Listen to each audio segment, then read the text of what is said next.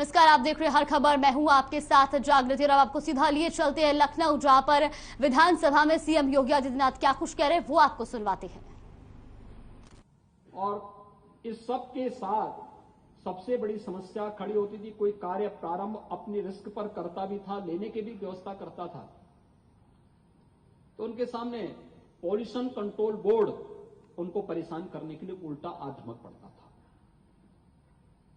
आज लगभग 6,000 करोड़ रुपए का ब्रॉस का आइटम मुरादाबाद से एक्सपोर्ट हो रहा है। ये पिछले 5 वर्ष के अंदर वन डिस्ट्रिक्ट वन प्रोडक्ट के अंतर्गत वहां के उन उद्यमियों को शासन के प्रोत्साहन का ही परिणाम है। केंद्र और राज्य सरकार मिलकर के इस दिशा में प्रोत्साहित कर रही है। ऐसे ही भदोही का कालीन उद्योग एकदम बंदी के कगार पर था। आज लगभग 4,000 करोड़ रुपए का कारपेट भदोही से एक्सपोर्ट हो रहा है। आपने फिरोजाबाद की बात की, फिरोजाबाद का ग्लास फिर से एक नई ऊंचाइयों को प्राप्त कर रहा है और फिरोजाबाद एक नया विश्वास के साथ आगे बढ़ रहा है। फिरोजाबाद फिर से सरकार ने उनको तकनीक के साथ जोड़ने का कार्य किया। सरकार उनको प्रोत्साहित कर रही है, उन्हें सीएनजी उपलब्ध करा रही है, हर प्रकार की सुविधाओं के साथ जोड़ना चाहती है और हर एक जनपद के लिए किसी न किसी एक प्रोडक्ट को जोड़ने का प्रयास सरकार के द्वारा किया गया है। आज उसका परिणाम भी उस रूप में सामने आया है और वन डिस्ट्रिक्ट वन प्रोडक्ट आत्मनिर्भर उत्तर प्रदेश के साथ साथ आत्मनिर्भर भारत के लिए भी यूनियन बजट का हिस्सा बना है। आप तो अभी माननीय सांसद थे और आपने यूनियन बजट को देखा होगा। यूनियन बजट में भी इस बात का प्रावधान किया गया कि हर एक राज्य अपने यहां इस प्रकार की योजना को लागू करे। उत्तर प्रदेश राज्य ने प्रधानमंत्री जी के मार्गदर्शन में 2018 में इस योजना को लागू किया। आज उत्तर प्रदेश का एक्सपोर्ट भी बढ़ा। अगर हम लोग 2016-17 की तुलना में आज देखेंगे, 16-17 में मात्र 85-86 हजार करोड़ रुपए का एक्सपोर्ट हो पाता था। आज 1,56,000 करोड़ रुपए का एक्सपोर्ट उत्तर प्रदेश करने की स्थिति में कर रहा है और एक्सपोर्ट स्टेट के रूप में उत्तर प्रदेश आज आगे बढ़ रहा है। नेता प्रतिपक्ष ने डिफेंस कॉरिडोर की भी चर्चा की और उन्होंने सिविल एविएशन की भी बात की।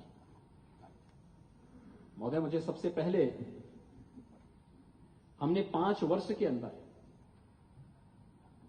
जो हमारे यहां सिविल एयरपोर्ट जो बन रहे हैं, इस पर प्रदेश सरकार ने 5,694 करोड़ 98 लाख रुपए खर्च किए।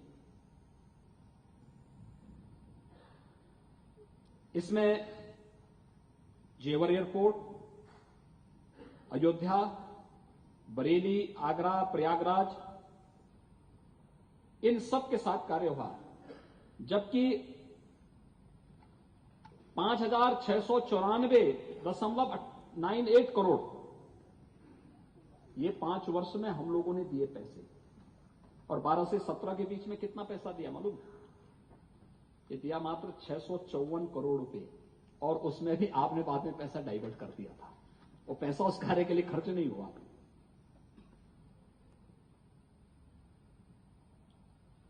आपने मेरठ के लिए 29.92 करोड़ रुपए आवंटित किए थे, बाद में उसको भी दूसरी जगह डाइवर्ट कर दिया।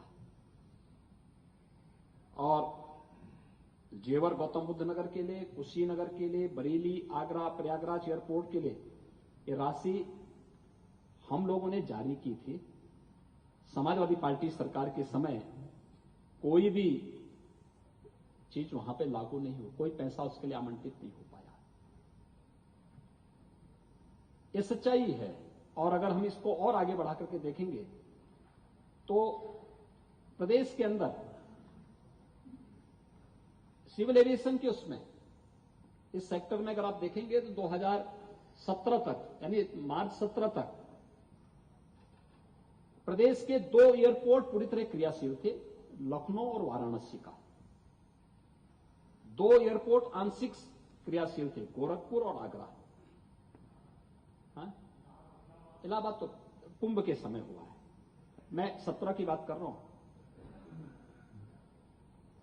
2017 से 22 के बीच हम लोग 9 एयरपोर्ट क्रियाशील कर चुके हैं। पहले 25 गंतव्य तक उत्तर प्रदेश की कनेक्टिविटी थी। आज एयर कनेक्टिविटी उत्तर प्रदेश की 77 डेस्टिनेशन है जो जिनके साथ आज हम सब जुड़े हुए हैं। प्रदेश की एयर कनेक्टिविटी है और उड़ान योजना के अंतर्गत अभी हम इन कार्यक्रमों को आगे बढ़ा रहे हैं। अभी आपने पिछले दिनों सुना होगा, उत्तर प्रदेश कैबिनेट ने 5 एयरपोर्ट को और क्रियाशील करने के लिए एयरपोर्ट अथॉरिटी के साथ एक एमओयू पर हस्ताक्षर भी किए और उनको इस बारे में इस कार्यक्रम को आगे बढ़ाया है, उसके लिए सहमति दी है अपनी। एयर कनेक्टिविटी को और बेहतर करने की दिशा में कार्यक्रम चल रहे हैं और इसको और बेहतर बनाने की दिशा में यह कार्यक्रम राज्य सरकार के स्तर पर जहां प्रारंभ हुए हैं, वहीं साथ ही साथ डिफेंस कॉरिडोर की भी चिंता माननीय नेता प्रतिपक्ष कर रहे थे।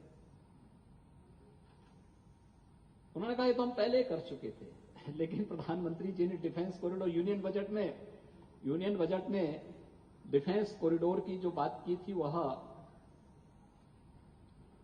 2018 के यूनियन बजट में इसकी चर्चा हुई थी और प्रधानमंत्री जी ने 21-22 फरवरी 2018 में जब यूपी इन्वेस्टर समिट हुआ था उसमें इसकी घोषणा की और उसके बाद उत्तर प्रदेश को डिफेंस कॉरिडोर मिला। डिफेंस कॉरिडोर में जो हमारे 6 नोड हैं,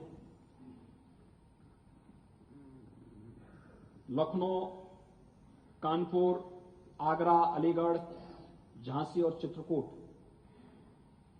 इस 6 नोड पर हमारा कार्य प्रारंभ हुआ है। हम लोगों ने 2020 के फरवरी महीने में डिफेंस एक्सपो का आयोजन भी, यहां पर 3 दिवसीय डिफेंस एक्सपो का भी आयोजन लखनऊ में हुआ था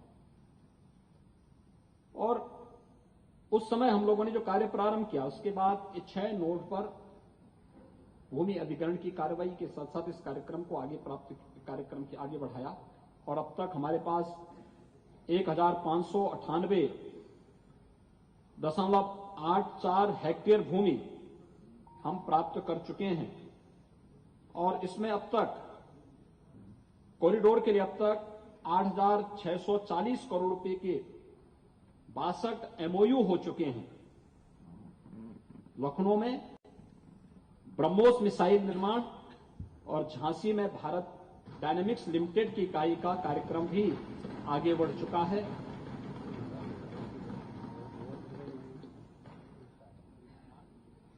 एक्सप्रेस प्रदेश है तो स्वाभाविक रूप से प्रदेश एक्सप्रेस वे के साथ साथ हम लोगों ने इन सभी एक्सप्रेस वे पर इंडस्ट्रियल क्लस्टर भी विकसित करने की कार्रवाई को तेजी के साथ आगे बढ़ाया है। वर्तमान बजट भाषण में भी इसका प्रावधान यहां पर किया गया है।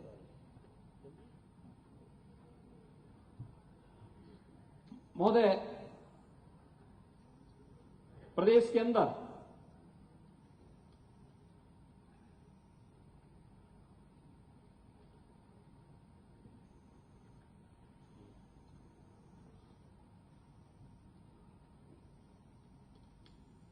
अन्य तमाम मुद्दों की तरफ माननीय नेता प्रतिपक्ष ने यहां पर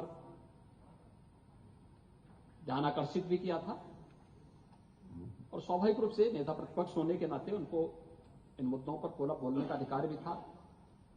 उन्होंने अपनी बात को भी अपने तरीके से यहां पर रखा भी। सस्टेनेबल डेवलपमेंट गोल्स पर भी उन्होंने अपनी बात यहां पर रखी। मुझे लगता है कि शिक्षा के क्षेत्र में, स्वास्थ्य के क्षेत्र में, कृषि जल संसाधन के क्षेत्र में, रोजगार और स्किल डेवलपमेंट के क्षेत्र में, वित्तीय समावेशन के लिए या अन्य जो भी इंडिकेटर हैं उन सब पर राज्य ने जो प्रगति की है आज उसके बहुत अच्छे परिणाम सामने आ रहे हैं। इसमें सस्टेनेबल डेवलपमेंट गोल्स का जो थीम था वह उसके लिए अलग से बजट का प्रावधान करने के बजाय कन्वर्जन के माध्यम से उन योजनाओं को आगे बढ़ाना। जैसे इंसेफेलाइटिस उन्मूलन के लिए रूटीन के बजट के साथ राज्य सरकार ने अपने कार्यक्रम को आगे बढ़ाया। कोई अलग से हम लोग की ये केवल इस कार्यक्रम के लिए होगा नहीं, पहले से जो बजट का प्रावधान हमने बजट में किया था उसको, लेकिन हां, अंतर विभागीय समन्वय का एक बेहतरीन कार्यक्रम किया गया। हर विभाग अपनी अपनी जिम्मेदारियों के साथ उस कार्यक्रम को आगे बढ़ाएगा। हम लोगों ने इंसेफ्लाइटिस उन्मूलन में सफलता प्राप्त की। उस समय माननीय नेता प्रतिपक्ष को ये सब बातें याद नहीं आ रही थी, यानी जब आपकी सरकार थी तब मरने वाले गरीब बच्चे, दलित और अल्पसंख्यक समुदाय के बच्चे, उसकी चिंता याद नहीं आ रही थी। तब वोट बैंक याद नहीं आ रहा था, तब उसके बारे में सोचने की फुर्सत भी नहीं थी। लेकिन आज तो इस दिशा में कार्य प्रारंभ हुआ है, प्रभावी ढंग से लागू किया गया है। आईटीसी स्थापित हुए, इंसेफ्लाइटिस ट्रीटमेंट सेंटर स्थापित हुए हैं। पीको, मिनी पीको की स्थापना उन सभी जनपदों में की गई है। और हेल्थ इंफ्रास्ट्रक्चर की स्थिति क्या थी? जब कोरोना आया था हमारे पास एक भी आरटीपीसीआर लैब नहीं थी। 1 मार्च से हम लोगों ने 2020 में काम प्रारंभ किया और पहली लैब केजीएमयू में हम लोग मार्च अंतिम सप्ताह में स्थापित कर पाए थे, जिसमें 72 टेस्ट पर डे करने की क्षमता हो पाई थी। और आज मुझे बताते हुए प्रसन्नता है कि 209 लैब्स उत्तर प्रदेश के अंदर आरटीपीसीआर की हैं, जिसमें हम लोग आरटीपीसीआर के 2 लाख टेस्ट पर डे करने की क्षमता रखते हैं। 36 जिले ऐसे थे जहां पर हमारे पास एक भी आईसीयू बेड नहीं था। आज महोदय मुझे बताते हुए प्रसन्नता है कि हर जनपद में पर्याप्त मात्रा में आईसीयू बेड्स और ट्रेंड स्टाफ हम लोग देने में सफल हुए हैं। और वह उत्तर प्रदेश के अंदर कोविड के दौरान कोविड प्रबंधन के माध्यम से लोगों को प्राप्त हुई सुविधा भी उन जनपदों में देखने को मिली है। क्या ये पिछली सरकार का दायित्व नहीं था? क्या ये पिछली सरकारों का दायित्व नहीं था कि वे भी इसके बारे में सोचे? लेकिन कोरोना कालखंड के दौरान सरकार के द्वारा उठाए गए कदम आज उस दिशा में एक प्रयास को आगे बढ़ाने की स्थिति थी। और नेता प्रतिपक्ष बहुत सारे मुद्दों पर तो 2016-17 के ही आंकड़े यहां प्रस्तुत कर गए कि कितनी दुर्गति है। वो दुर्गति हमारी सरकार के समय नहीं, अपनी सरकार के आंकड़ों को भूल से उन्होंने रख दिया था।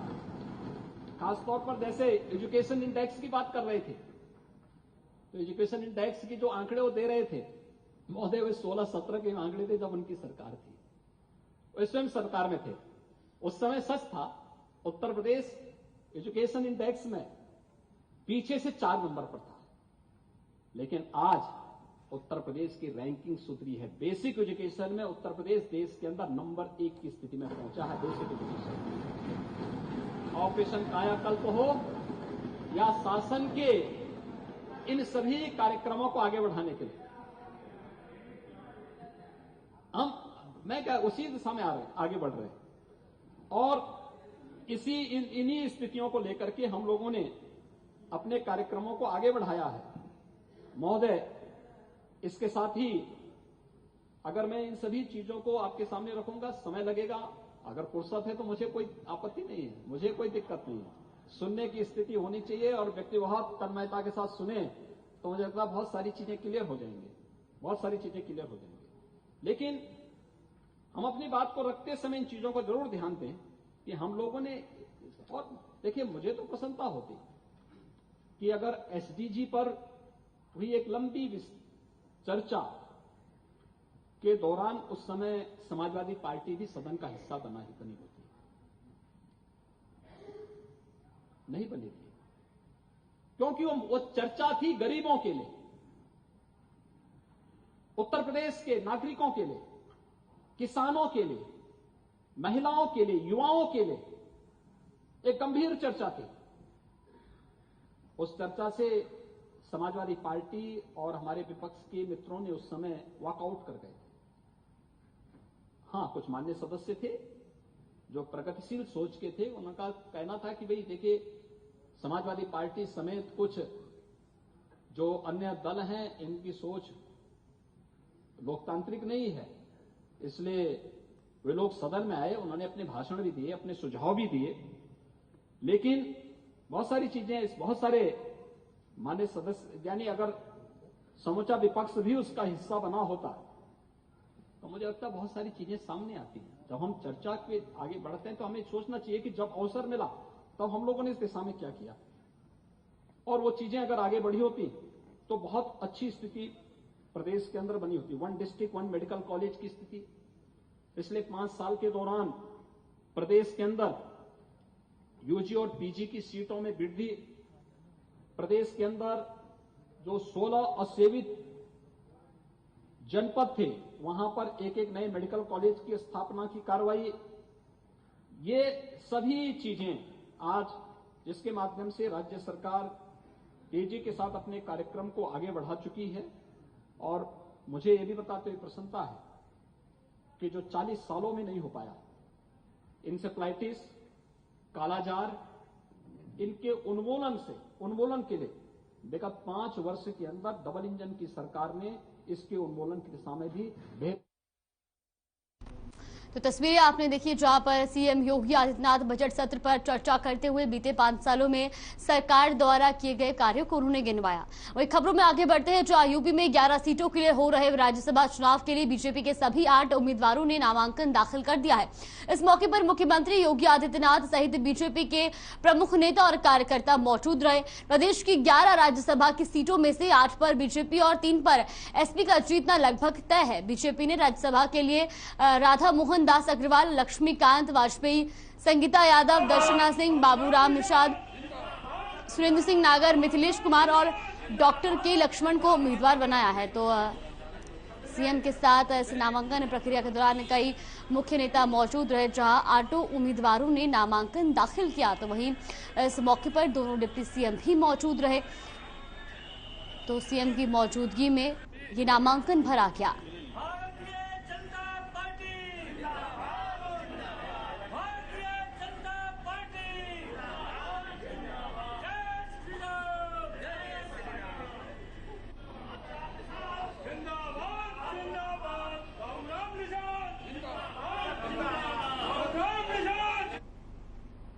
सीएम योगी आदित्यनाथ ने मंगलवार को गरीब कल्याण सम्मेलन में सरकारी योजनाओं का लाभ पाने वाले लाभार्थियों से वीडियो कॉन्फ्रेंसिंग के जरिए बात की।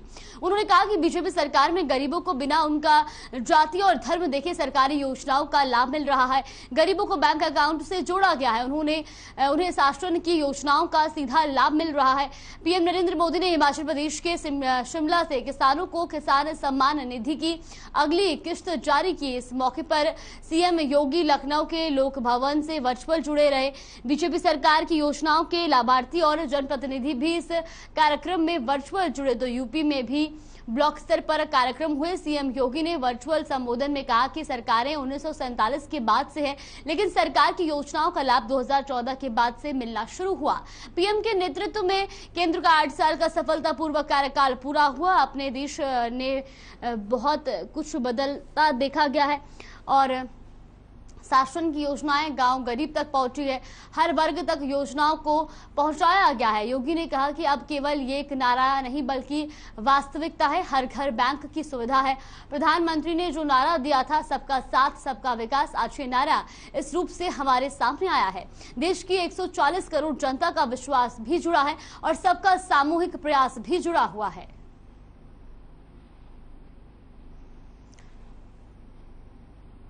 तो जाति धर्म से उठकर विकास किया गया है, सभी का एक समान विकास हुआ है, ऐसा भी सीएम योगी आदित्यनाथ ने कहा। जहां पर उन्होंने लाभार्थियों से सीएम ने जो है वो वर्चुअली बात की है।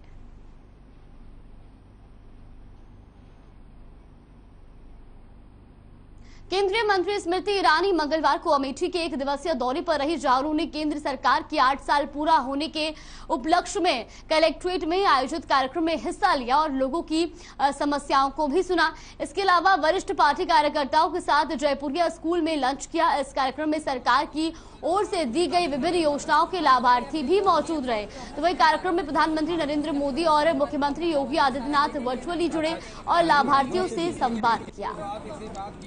अमेठी दौरे पर रही स्मृति ईरानी, जहां उन्होंने कार्यक्रम में हिस्सा लिया। तो वही केंद्र सरकार के 8 साल पूरे होने पर कार्यक्रम का आयोजन किया गया था और 8 साल पूरे होने पर इस कार्यक्रम में वो मौजूद रही, जहां पर उन्होंने लोगों से मुलाकात की और उनकी समस्याओं को भी सुना।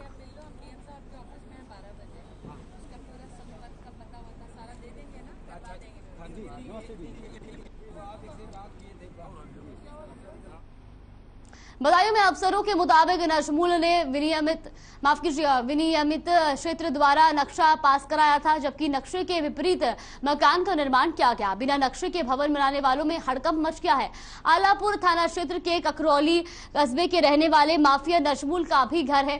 बता दें कि इस साल 2019 में डिग्री कॉलेज की आड़ में नजमुल का डोडा कारखाना पकड़ा गया था। इसके बाद नजमुल फरार हो गया। उसकी गिरफ्तारी में पुलिस का पसीना छूट गया था। शहर के घंटा घर पर उसकी दुकानें हैं, इन्हीं पर बुलडोजर चलाया जा रहा है। नजमुल ने काफी मशक्कत के बाद कोर्ट में सरेंडर किया, जबकि बाद में उसके खिलाफ गैंगस्टर की कार्रवाई भी की गई थी। उसके गिरोह के सदस्य पहले ही जेल में भेजे गए थे। वहीं पुलिस ने नजमुल की कई करोड़ की संपत्ति जब्त की थी और सिटी मजिस्ट्रेट ने बताया कि 1.60 करोड़ की लागत से बनी उसकी दुकानें मौजूद है। नक्शे के विपरीत जितना भी निर्माण हुआ उसे गिराया जा रहा है।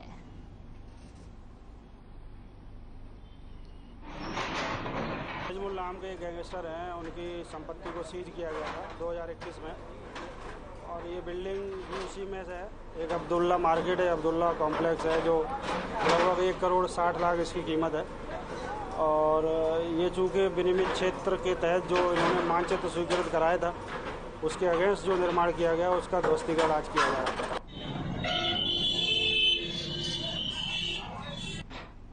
हिंदी पत्रकारिता दिवस के मौके पर ग्रामीण पत्रकार एसोसिएशन की ओर से उदित नारायण पीजी कॉलेज में कवि सम्मेलन का आयोजन किया गया। इस दौरान कार्यक्रम में मुख्य अतिथि के तौर पर यूएनपीजी कॉलेज के प्रिंसिपल ने दीप प्रज्वलित कर और मां सरस्वती के चित्र पर पुष्प अर्पित कर शुभारंभ किया। वहीं प्रिंसिपल प्रोफेसर ममता मणि त्रिपाठी ने अपने संबोधन में कहा कि आजादी के समय जागरूकता फैलाने के लिए हर आदमी पत्र पत्रिकाओं को लेकर जागरूक हो गया था। पत्रकार समाज सेवा के साथ ही लोगों को न्याय दिलाने का भी कार्य करते हैं। अखबार जागरूकता का एक प्रमुख माध्यम है। ग्रामीण पत्रकार एसोसिएशन के जिला अध्यक्ष शैलेश कुमार उपाध्याय ने सभी अतिथियों और कविगणों का स्वागत करते हुए आभार जताया। कार्यक्रम में भाग लिए सभी कवियों को प्रशस्ति पत्र और अंग वस्त्र देकर सम्मानित किया गया।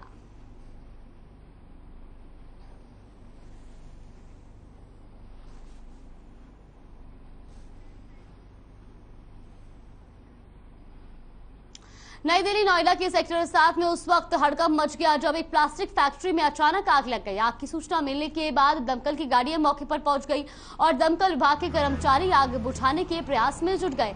फिलहाल आग लगने के कारणों का पता नहीं लग पाया है। फैक्ट्री में कोई फंसा है या नहीं इसकी भी जानकारी नहीं मिल सकी है। प्लास्टिक फैक्ट्री होने के कारण आग ने जल्दी विकराल रूप ले लिया था। आग के कारण फैक्ट्री में रखा सामान जलकर राख हो गया है। तो नोएडा में फैक्ट्री में अचानक आग लग गई। वहीं प्लास्टिक बनाने वाली फैक्ट्री में आग लगने से हड़कंप मच गया। हालांकि मौके पर फायर ब्रिगेड की गाड़ियों ने कड़ी मशक्कत के बाद आग पर काबू पाया है। तो आपको बता दें कि तस्वीरें आप देख सकते हैं जहां पर फैक्ट्री की तस्वीरें हैं जहां भीषण आग लगी थी। तो वहीं फायर ब्रिगेड कर्मचारियों ने कड़ी मशक्कत के बाद इस आग पर काबू पाया। और साथ ही साथ आपको यही बता दें कि ये प्लास्टिक बनाने वाली फैक्ट्री थी जिसमें इतनी भीषण जो है आग लगी। तो नोएडा सेक्टर 7 में ये फैक्ट्री स्थित है जिसमें भीषण आग लगने से हादसा हुआ। तो वहीं फायर ब्रिगेड की गाड़ियां मौके पर पहुंची। सेक्टर 7 नोएडा के E98 स्थित एक फैक्ट्री में आग लग गई। इस फैक्ट्री में प्लास्टिक मोल्डिंग्स बनाने का काम होता है। प्लास्टिक का सामान होने के कारण आग की लपटें काफ़ी तेज थी। हमने तत्काल फायर स्टेशन फेज 1 के अतिरिक्त जनपद के अन्य 2 स्टेशनों से गाड़ियां मंगाई। इस प्रकार कुल 5 फायर टेंडर की मदद से आग को लगभग 2 घंटे की मशक्कत के बाद पूरी तरह से काबू में पा लिया गया है। तो प्लास्टिक बनाने वाली फैक्ट्री में आग लगने के बाद मौके पर फायर ब्रिगेड की गाड़ियां पहुंची और कड़ी मशक्कत के बाद आग पर काबू पाया गया। तो रॉयडा स्थित इस फैक्ट्री में आग लगी थी और हालांकि हादसे में किसी के हताहत होने की कोई खबर नहीं है। तो वही फायर ब्रिगेड की गाड़ियां मौके पर पहुंची और आग पर काबू पाया।